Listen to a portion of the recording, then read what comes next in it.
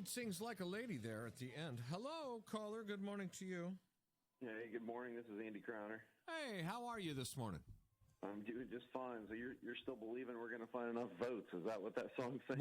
Well, here's the headline. Georgia election audit finds 3,039 more uncounted ballots in 2 different counties. This is in addition to the 2,600 uncounted ballots previously found yesterday, and in addition to the previous to that, ballots in Monroe County or whatever that other county is. I don't know all my Georgia counties. So anyway, yes, of course I am still believing. Yeah.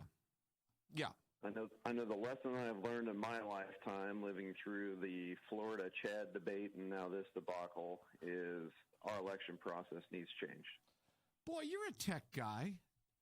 This doesn't seem like such a challenge, does it? No. Definitely not. And part of it is that you're dealing with different states with different rules and laws and different people in charge of them, but we got to figure this out. It seems to me like, is blockchain a real thing?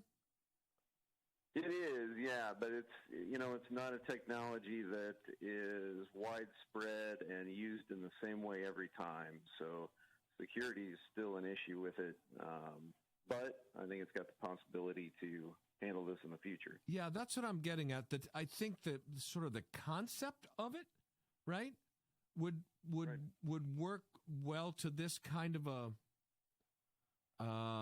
challenge. To have everybody assigned. How I don't know how to describe it exactly, but essentially, how we all have a Social Security number, and allegedly there aren't any 2 that are the same. I mean, there should be just some random, easy way to, in a tech sense, to have us have a number that we have our whole lives that, is useful for things like this. And once upon a time, that was a Social Security number. Nowadays, I don't know, some higher tech version of that, right? Well, as long as you have, one half of this country that doesn't want you to have an ID to vote, you're not going to have anything like that. So I understand it helps keep them in power, and I understand why they feel that way, but this process is pretty important to our country, and we need to figure it out. That makes sense. I think you're right on it. So, what's going on in the city of West Burlington, Mr. Crowner? Yeah, meeting tonight, West Burlington City Hall as usual. We have a lot of items on the agenda tonight, but most of it is setting public hearings, some second and third readings on things. So just a couple big important items. Number one is we're discussing how we're going to pay for that new water tower that we've been talking about out past west of you, out on Mount Pleasant at the city shops. 2-year project, a couple $1 million. So we are looking at kind of the major way to pay for that would be a pretty large increase in your water bill. Nobody wants to hear that. But that's what we have in front of us is about a 36% increase in your water rate to pay for that. What's option 2? Yeah. Option 2, unfortunately, is, in my opinion, even a little worse, which is just spread that increase over 2 years. But that costs the city an extra $34,000 just to do that because we're taking more money out in the loan. So, yeah, there is no good option. Unfortunately, things aren't free. We actually got to pay for them. So that's what we're looking at right now is a 36% increase in your water rate. Oof. Yes, caller, do you have a question? Yes. After the water tower is paid off, will that increase go away? Well, that would be my hope. Of course, that's a 20-year increase to be on there. So I don't know if I'll be on the board, on the council still in 20 years, but yeah, that would drop off at least the payments for that. So you know how government is, though. They never like to give away a dollar that they've got. Good question. Thank you. Yeah. Yeah, this is one of the things that we run into in every city council, which is this current council will make a decision, and there's no a future elected council has no obligation to follow through on something that was decided by previous councils because they're the current voted, people's representatives. So, yeah. that would seem unlikely that anyone would remember to take that off after 20 years. So is water different in that this doesn't go through the general fund? I mean, there's no money from elsewhere or regular property tax money that comes that can cover some portion of this? Yeah, correct. So we would actually take a loan out against future revenue funds, and everything happens in that one fund, and the state has a way you can do that to help pay for these kind of projects. So you take it, they kind of consider that guaranteed money coming in the future, and so you've got to raise your rates to cover it. So, the real answer here is, and this is what I'm trying to get us to do for the future, is that if the city owns something, the city builds something, the city needs something, as soon as we build it, we need to plan to replace it. We need to know the lifespan of that item. We need to start funding that. The moment we build the new water tower, we need to go, okay, the lifespan of the water tower is, 35 years, whatever it is. Right. Let's tack on a nickel now, start saving money. So we've got it paid for cash, and we're not losing a couple $100,000 just to pay the banker. Right. So every time something that we knew had a lifespan comes up, it's not an emergency, type situation. Yeah, that makes sense. Yeah, now getting anybody to vote that way, good luck. I'm trying, but I think that needs to be for every roof on every city building we have, every police car, every street. We need to have it planned out, know about the timing of when we're going to replace it, have the cash there ready to do it. If you could get everybody in government to do that, I think we'd be saving a lot of money, but getting votes is tough. Right. So a penny per 1,000 gallons now, 30 years from now when this water tower needs replacing, we already have that money is the point. Yeah, and you just saved a couple $100,000 that we're going to pay in loan fees, right, and interest. So obviously, over lifespan of your city, you're going to save tons and tons of money that you can give back in tax breaks. The current water tower that we have is where? Right next to you, right across from Deary's. So that one right there, which it doesn't look like a tower because it's on the ground. Right. But that's what we're replacing. So what's the one over by Menards or the hospital? That's another one. Yeah, it takes more than one. Oh, okay. Caller, do you have a question? Real quickly, that method of financing was done by the County Board of Supervisors way back when, and to build a jail. They had saved up $5.5 million to build a jail. Huh. So it was criticized then, and the state frowned on that, building reserves, but now they've changed their minds. Looks like. Right. Yeah. Okay. Thank you. Appreciate that history. But that's what we do at home. I mean, that's what we do. We plan for a rainy day in a personal budget. In fact, the state does that. We have the rainy day funds. Anyway. All right. So government just doesn't do what we do at home. They don't buy a used car. They're going to buy a new car because they can, and it's not their money. And I'm fighting that every meeting, and it's not very fun. And I don't have the votes to get everything done. But that's what I think needs to be done: is plan it and save for it. Next thing, sign ordinance. We were talking about that. Are we with so many readings, and we're going to do that or not do that, or where are we at there? Yeah, we've got the first vote on that tonight. There was a work session last meeting 2 weeks ago. So where we're at right now is that, and again, this needs to be voted on, but the code as it stands to be voted tonight says that thin signs may be displayed as temporary signs with a permit. You can have 2 per address. You can have them up 90 days in a calendar year. And then the other part, which I wanted to address, was flashing lights. The code is kind of vague on exactly what you could have, and I would like to tighten that down so you can't just have a flashing light sign. For some reason, we've went the other way and now said, hey, you can have flashing lights, they just can't be red and blue. So I don't agree with that, but I like opening up the thin sign. I think people, if they want to use those, I have no reason to stop them from using them. That's fine. Caller? Yeah, I'm not sure if this was answered about the water tower. I was on the delay. If you're going to replace the water tower, does that mean you can straighten Gear Avenue? Straighten Gear Avenue. Oh, where it doesn't connect here at the traffic light, you mean?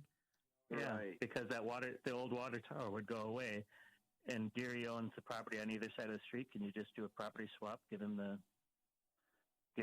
property in front of his lot and take it away from his prep place and straighten that road out?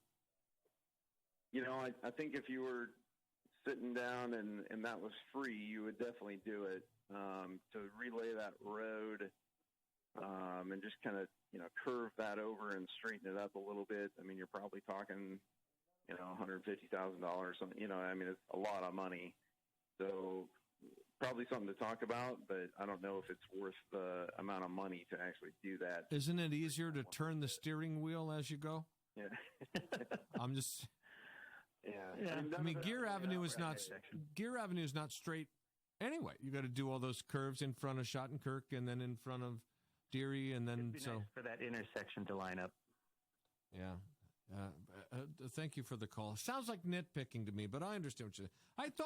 I thought we were buying those properties over here anyway on the northeast corner of Gear for that North Gear intersection to line up better than it currently does.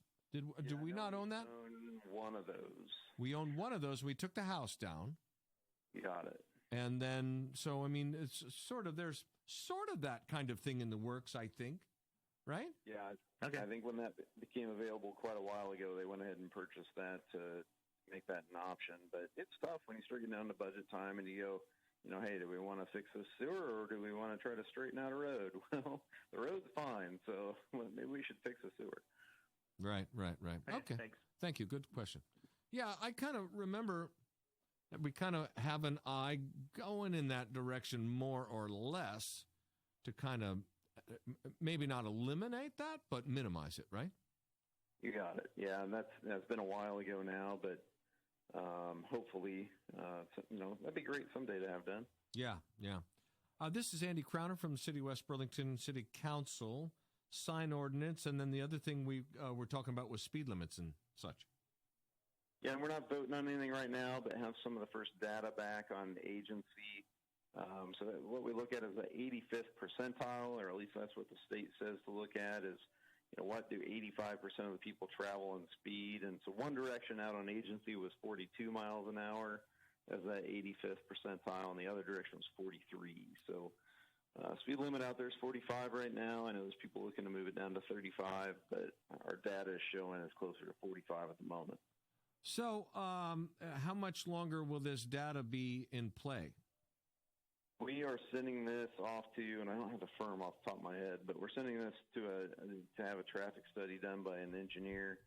So they're going to look at that and report back to the city with their recommendation. So they'll pull that data with accident data and all that kind of stuff, and pedestrian walking, which there really isn't over there, and right. And then get back to us with their recommendation, and then we should have a vote. In the meantime, we're going to start picking up data on Mount Pleasant Street. So in both cases, I got to go faster to keep that average speed up to not have you lower. You got it. And it's funny looking at the data. There's some people that crawled through there at 10 miles an hour, and there's some people that went through going 70. It's like, all right, we probably need to throw both of those out. Right. Eliminate the lowest 5% and the top 5% or something like that. Yeah, that's probably. Yeah, for sure. Over on the real estate side, what do we got going on? Switch hats for me. Yeah, I wanted to talk a little bit about why you should use a realtor, but I also wanted to mention, and so I don't forget, my property down on Flint Crest that I've got listed. We started out $799,000, beautiful 5-bed, 5-bath, best river view in town. We're actually all the way down to $699,900 on that now. Wow! So it's $100,000 less than it was when we first listed. So I know there's not many people shopping in that market, but if you're interested in owning one of the best houses in town.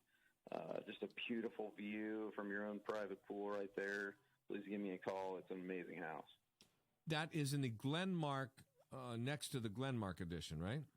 You got it. Yep, south there on Mason. Is that on andycrowner.com?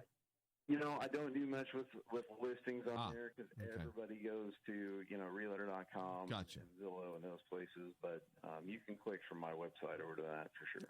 Gotcha. All right. Yeah, that's spectacular. I've been down in there doing some dreaming on my own. And you've got wonderful aerial shots of it. Must be drone shots or something, Yeah. looks like. Yeah, that's a great, great house. All right, so... Well, we've only got a couple minutes, so I just wanted to touch on a couple things because I've had this conversation a lot in the past month, and I call people. I'm looking for more houses because there's not very many people or very many houses on the market, and I say, well, we're going to sell in the spring, but I think we're going to sell without a real estate agent. And I tell you what, that's the wrong decision. And I just want to go through a couple things. Why not? The data shows hiring a real estate agent, you're going to get more profit out of your house even after paying the commission. That's what the data shows nationwide. I didn't make the data, but that's what it shows, is that we're going to be able to price your home better, market it better, help you get through all the negotiations, and in the end, we're going to help you make money. Well, that sounds reasonable. And don't be data deniers, you people. Follow the data. This is non-political data. This is regular old data, right? You got it. And here's our reality.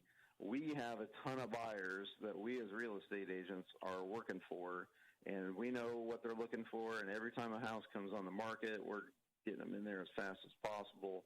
Every Monday morning, we sit and talk about all these houses and what we have coming up. And we don't see those for sale by owners. They're not in our system. They don't get automatically sent to all these buyers that we have. So that home sitting out there that you're trying to sell yourself isn't really being shown because we have the buyers. So right. We're showing houses that are in our system. Right. I did put the photo, the 4-photo pack of that house on Flint Crest. For those of you that wonder what $699.9 buys you in this town, that spectacular mansion with that incredible view and that lot and that swimming pool and all of that. If you want to see it, it's at kcpsradio.com in the chat room. Only to be one-upped by one of the listeners. All right, so Realtor equals more net even after paying the commission. That's You got it. the important part. Yeah. Lots of things are that way where you set out to try to save a buck and you end up costing yourself a buck at the end of the day. And I think one of the major things we do for people that list a house with us, too, is we make sure the buyers are qualified. And I know a lot of people that try to sell their own house and they get 2 months down the road on the deal and, well, the financing fell through or this person was even trying to scam me. I've actually got that a lot lately. And so that's something we know what to look for. We know what paperwork to ask for. We know the legal risks, all the disclosures you need to have, groundwater, inspections, DNR requirements, all those kind of things. So, your house is your largest asset. And I understand wanting to save some money, but that's not the time to do it. We're going to help you get the most for it.